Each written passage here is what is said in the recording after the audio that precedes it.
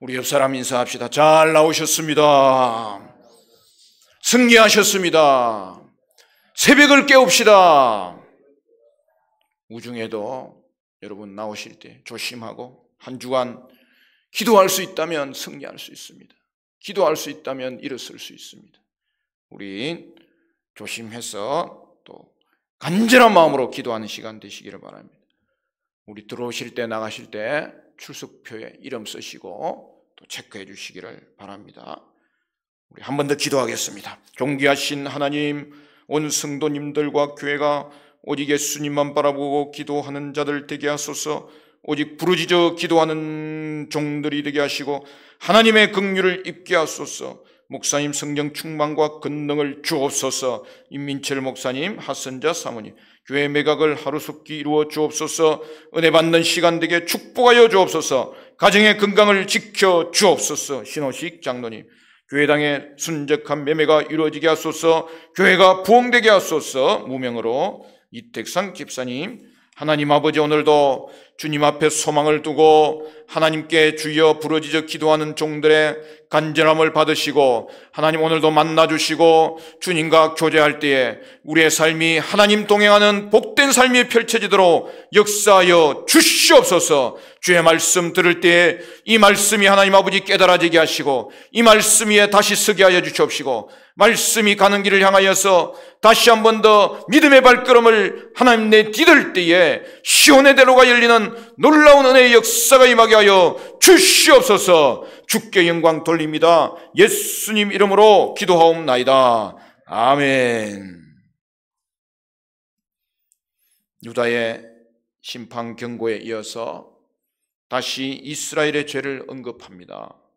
특히 여로보암 2세가 죽고 이스라엘의 마지막 왕 호세아가 왕이 되기까지 16년 동안의 그 짧은 기간 동안에 6명의 왕이 바뀌고 4명을 폭력으로 교체하는 왕권 쟁탈전의 역사를 신랄하게 비판하고 있어요.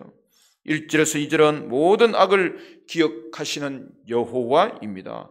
하나님은 내가 이스라엘을 치료하려 할 때마다 에브라임의 죄와 사마리아의 악이 드러났다고 말씀합니다.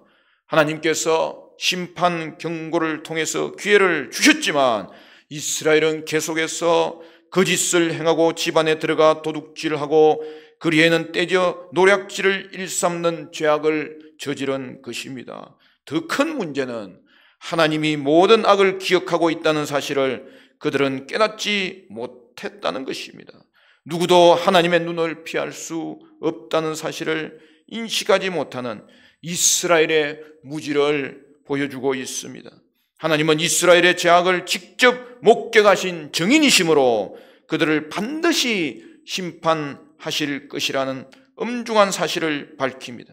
하나님이 그들의 모든 죄악을 기억하시기에 그들은 순식간에 망하게 될 것을 보여주고 있습니다. 3절에서 7절은 화덕같이 부패한 정치 지도자들입니다.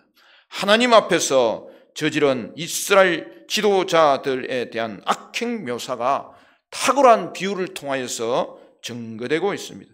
호세아는 지도자들의 사고방식과 행동을 4개의 은유로 표현하고 있는데 여러분, 화덕의 비유, 전병의 비유, 비둘기의 비유, 활의 비유입니다. 먼저 화덕 비유는 당시 북왕국의 광기에 찬 왕권 쟁탈전을 비난하는 말입니다. 이것은 어쩌면 이스라엘의 마지막 왕 호세아가 선왕이었던 베가를 암살한 사건과 관련된 것일 수 있지만 특정 역사 시점을 재구성하기가 쉽지 않습니다. 어떻든 이스라엘의 왕권 다툼은 여로보암 2세 사후에 이스라엘이 멸망당하기까지 30년 동안 6명의 왕이 교체된 것은 역사적 사실이고 예언자는 그들의 역적 모의를 불타오르는 화덕에 빗대어서 표현하였습니다. 우리 4절 말씀 우리 같이 읽도록 하겠습니다. 7장 4절 말씀 다 같이 시작. 그들은 다 간음하는 자라 과자 만드는 자에 의해 달궈진 화덕과 같도다. 그가 반죽을 뭉침으로 발효되기까지만 불일으키기를 그칠 뿐이니라. 여러분, 그러다 역적모의가 성공하여 드디어 우리 왕이 등극하는 날이 오면 지도자들은 술에 취하여 병이 들 것이고, 왕은 오만한 자들, 즉 자신을 죽이려는 자들과 연합하여 다시 세력을 키우기 위해 악수를 한다는 것입니다. 왕권의 정당성이 부족하다는 것을 왕 자신도 안다는 뜻입니다. 그럼에도 그들 중에 누구도 하나님께 부르짖지 않습니다. 하나님의 뜻을 묻는 자가 없었다는 거예요. 이스라엘의 마지막 왕 호세 왕에게 이르기까지 살룸이 스가랴를, 므나헴이 살룸을 암살했고요, 므나헴의 아들 부하히야는 그의 신복인 베가에 의해서 살해되었고, 베가도 결국 호세에 의해서 암살을 당했습니다. 이처럼 북이스라엘 역사는 왕권 쟁탈전의 역사입니다. 이 권력 투쟁에 대한 하나님의 심판이 실행되지만, 권력을 탐하는 인간의 정오와 그릇된 열정은 결국 스스로 파멸하는 것입니다. 여러분, 왕도 악하고 그들에게 붙은 지도자들도 악했습니다. 권력욕으로 인해 불의한 일을 행하려 할 때 거기서 멈춰야 하는 것입니다. 거기서 도망해야 하는 것입니다. 헨리 클라우드가 지은 노라고 말할 줄 아는 그리스도인이라는 책이 있어요. 우리가 건강한 그리스도인으로 살려면 이 바운더리, 경계를 잘 정하고 살아야 된다는 거예요. 그래서 여러분, 경계를 정함으로 그것을 넘지 않아야 될 때 그의 삶이 잘 회복된다는 것을 말씀하고 있는 거예요. 그러므로 여러분, 불의한 일을 분별하고 노라고 말할 줄 아는 그리스도인이 되어야 된다는 거예요. 일단 거기서 멈추는 그러한 자신의 바운더리가 정해져야 된다는 거예요. 선지자는 사마리아 왕궁이 권력에 대한 욕망으로 들끓고 있음을 화덕 비유를 통하여서 가르쳐주고 있어요. 백성을 염려하는 자가 없고 오직 거짓과 반역만이 끊임없이 반복되었어요. 탐욕적 권력 투쟁에 사로잡힌 지도자들은 음모와 배신을 거듭하면서 나라를 혼란에 빠뜨렸습니다. 하나님은 아무것도 모르시는 분처럼 여기며 계략과 암살로 피를 흘렸습니다. 그러나 하나님은 아세요.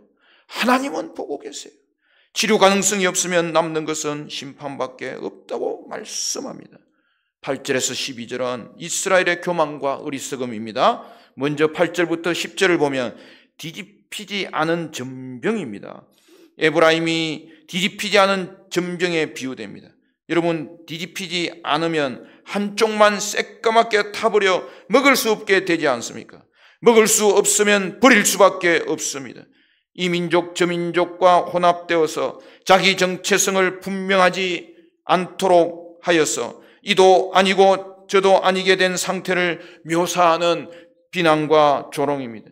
이스라엘이 정치적으로 시리아와 아수르와 애국 같은 강대국들과 맺은 정치적 협약과 군사적 동맹 또는 종교적인 혼합주의를 비웃는 거예요. 더 큰 문제가 있어요. 이스라엘이 의지했던 이방인들이 이스라엘의 힘을 삼켜버렸지만 그들은 깨닫지 못하고 있습니다.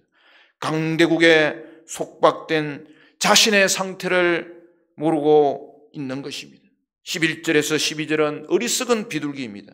이번에는 이스라엘을 어리석은 비둘기에 빗대어서 지혜가 없어서 애굽을 향해 부르짖고 아수를 향해 간다고 꾸짖습니다. 여러분, 원래 비둘기는 순결의 상징이잖아요.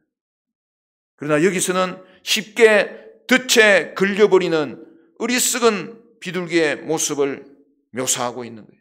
이스라엘은 자신만의 노선이 없이 순간적인 이득에 눈이 멀어서 여기 기웃 저기 기울이다가 속임수에 놀아나는 어리석은 행동을 하고 있다고 비난하는 거예요.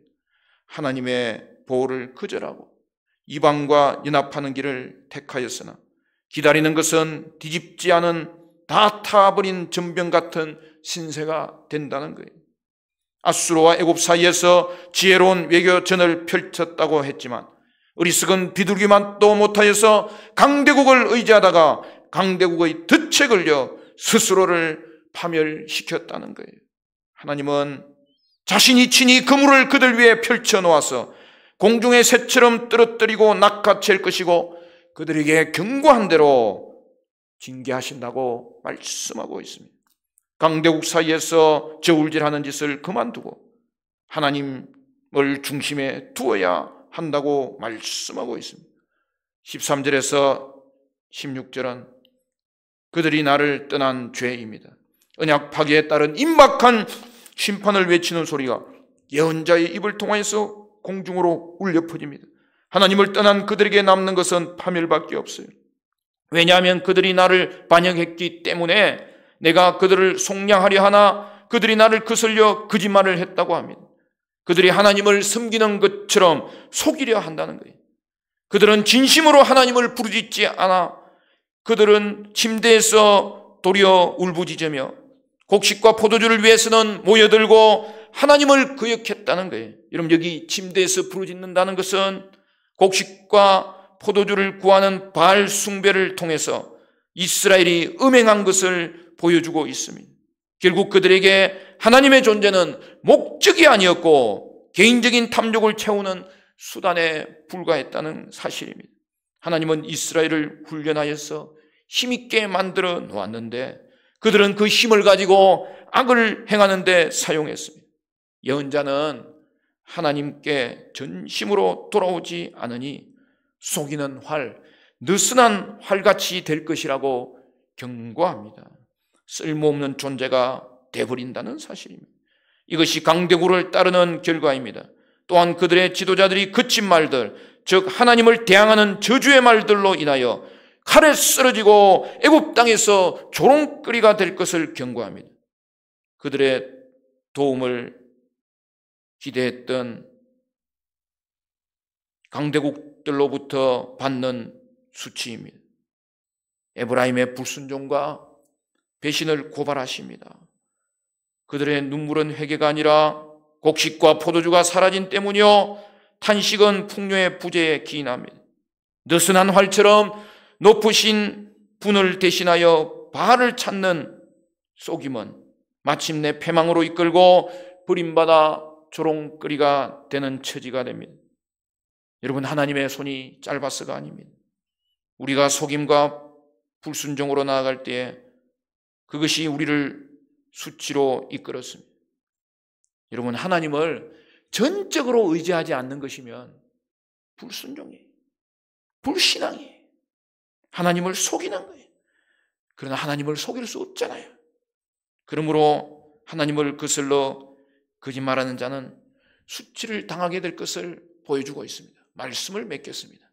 사랑하는 성도 여러분, 근력욕에 사로잡혀 불의를 행함으로 심판을 받는 자가 결코 되지 않도록 우리를 아시고 오늘도 우리를 보시는 하나님 앞에서 그를 거슬러 거짓말하는 자가 아니라 하나님을 전적으로 의지하는 참된 신앙, 하나님 중심의 신앙을 가지는 우리 모든 화정충인교회 성도들이 되도록 은혜 주시기를 주님의 이름으로 간절히 축원합니다. 축원합니다. 기도합시다. 하나님 감사합니다. 영적 경계를 정하고 그 경계를 넘지 않아서 하나님 아버지 불의한 일들 가운데서 너라고 말할 줄 아는 그리스도인으로 살아가게 하여 주옵소서. 우리를 아시는 주님 앞에서, 우리를 보시는 주님 앞에서 그를 거슬러 거짓말하는 자가 되지 않고 하나님을 전적으로 의지하는 참된 신앙, 하나님 중심의 신앙을 가지는 우리 모든 화정주행교회 성도들 되게 하여 주시옵소서. 예수님 이름으로 기도하옵나이다. 아멘.